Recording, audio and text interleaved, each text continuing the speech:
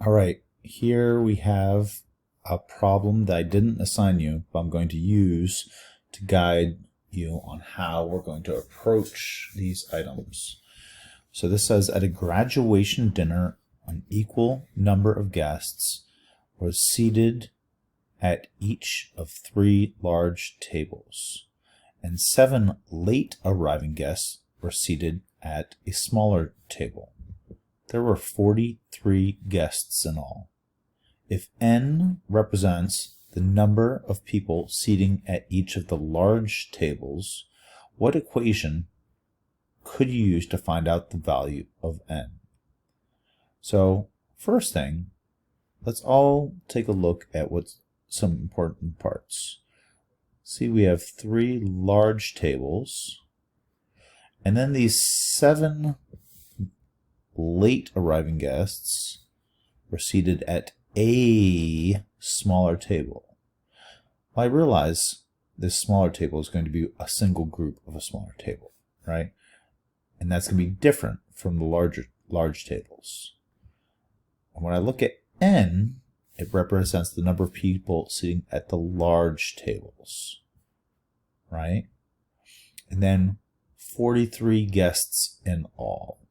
Well, if I look at my answer, I can see what 43 guests in all is going to give me. It's going to be equal to 43. So we know that. Now, if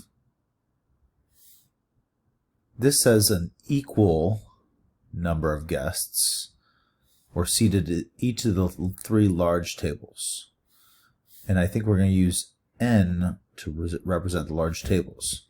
So if I think about that, I could think about these 1, 2, 3 large tables, right? They're all the same size, same number of people. And then what we also have is what comes in after. Maybe this is the smaller table that we know that the last 7 people will sit at.